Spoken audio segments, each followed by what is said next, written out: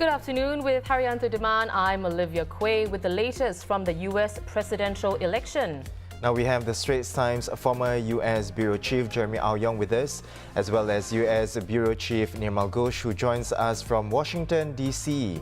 Well, it's a race between Donald Trump and Joe Biden to 270 electoral votes. So here's an update. Trump has 108 while Biden has 118. Republican and Democratic strongholds like Alabama, Indiana, New York and Massachusetts projected to be won by their respective candidates. But Trump and Biden are still neck and neck in key battlegrounds. So Jeremy, Nirmal, let's get your thoughts. President Trump leading in Florida with more than 90% of the votes counted. Now other battleground states are North Carolina, Texas, Ohio, Pennsylvania, more up in the air. Jeremy, what are the permutations, the scenarios then at this point? Now what states do Trump and Biden have to win to take the presidency? Okay, well, that's quite a complicated question. Let's go step by step. Let's go step by step. Let's just take a look at the map as we see it right now. Right. Which is not super indicative of where we will end up, but not bad. Okay, so let's if you ignore for a moment the west side of the map and look at the east side where there is a lot of red now. Yep. It is a numbers game after all. In the end, at the point we are at, it is a numbers game, and the magic number is 270. Yes. It is a race to 270. Last time around in 2016, Donald Trump had, I believe, 306 electoral college votes. So if he has in effect a 36 vote buffer. If Biden is to win, he needs to peel away at least 36 electoral college votes. Now, where do we get this? Where does he find these 36 on this map? A lot of the eastern states, the battleground states, he was looking at Florida, he was looking at North Carolina, he was looking at Georgia, which is really traditionally a Republican state, but polling put it competitive this year. So those were the three we were looking at in the early part of the day. North Carolina, Georgia, and Florida. If you look at them on the map now, they are all pink, I guess. Which means Trump is leading. Yeah. Trump is leading. If he had won any one of the three, Biden's chances of winning would have shot up to like 99%. They are critical because they are biggish states with quite a number of electoral college votes. If he had picked up one of them, it would have peeled away a lot of Trump's advantage already. So right now, Trump is doing everything he needs to win. Will it stay like that till the end of the day?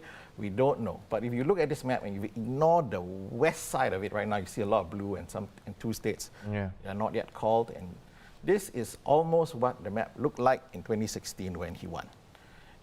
The key states where polling is competitive right now is Wisconsin, right now in pink, Michigan in pink, Pennsylvania in pink.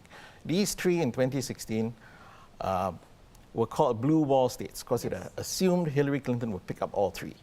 The three of them together account for 46 electoral college votes. If Biden were to pick up all three, 46, that is enough. He doesn't need anything else. He doesn't need Florida, he doesn't need North Carolina, he doesn't need Georgia. If he picks up all three of those, today he would be president. But right now, all three of them are pink. Yes. Which is what? And if they remain pink that way, Wisconsin, Michigan, Pennsylvania, all three remain that way tonight, I would say Donald Trump would be in for a second term.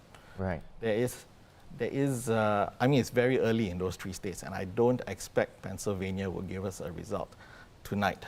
I mean, they have already said a lot of postal votes that came in, especially in some of the urban areas. Some of them are only going to be counted tomorrow. So I'm not expecting any kind of result out of Pennsylvania tonight. It might very likely come down to Pennsylvania. There's one little curveball in the west, which is Arizona, which Trump won easily in 2016. Now it is light blue. That means Biden is leading. There are 11 votes there. So there's a combination that works if Wisconsin has 10 votes. If Biden loses Wisconsin but wins Arizona, Michigan, Pennsylvania, that's enough to be president. I see. Yes, so, but Donald Trump can afford for Biden just to flip Arizona and nothing else, and he will still be president. So it's really this numbers game. You're trying to get to, if we think about it in Biden's term, he's trying to find these 36 votes. And in Trump's mind, he's just trying to make sure he doesn't lose 36. He can lose 11, he can lose 35, he just cannot lose 36 electoral college votes. So you don't expect Trump or the states that voted for Trump in 2016 to flip to Biden? Any of it? Yeah, so From the ones that you mentioned. yes, so those are the most likely to flip. If we look at the polling, the most likely to flip were Michigan and Wisconsin. Right now, very early in the vote count, they are still leaning. You see them pink on the map. Those are the ones that are most likely to flip. Okay. If you're talking about the other scenario, which is a state that voted for Clinton that would flip to Trump, that one, there's no polling anywhere that has indicated such a possibility. The Trump campaign talks about New Hampshire and Nevada especially, although we are not really seeing that come out. I think New Hampshire has already been declared for Biden, so that's going to stay blue. Nevada, you don't see it colored right now. We don't have a result there. We'll see, but the polling there was not in his favor. That said, if the map stays this way, it will already indicate there is a polling error. Because coming into tonight, Biden was leading in most battleground, most if not all the battleground states. Right now, you see Trump in the actual vote count leading. Some of it is still very early in the vote count, so we'll have to wait and see. Okay, so I guess as we progress throughout the day, we should keep an eye out for these key battleground states, including Florida, North Carolina, Michigan, Pennsylvania, and Wisconsin. So thank you so much for that, Jeremy. Normal, let's bring you into the conversation. So, Normal, what have the numbers so far signaled about, the voter sentiments and the current climate over in the US? Basically, what Jeremy said is not much difference from the 2016 map. I think it's gone fairly predictably so far. The red has stayed red, the blue has stayed blue, and President Trump is on a pretty good course. I think Joe Biden still has more pathways, more options, but if President Trump stays the course, then he could, end up in the second term. I think what else it shows us is that in terms of Florida, there were high hopes of Joe Biden winning Florida. It looks like President Trump is going to carry Florida, and from what I'm told, the sort of Spanish language social media outreach to Cuban Americans in Florida was very powerful. The whole message that Joe Biden represents a sort of radical left of the Democratic Party, and this is sort of socialism and communism in disguise, that went down.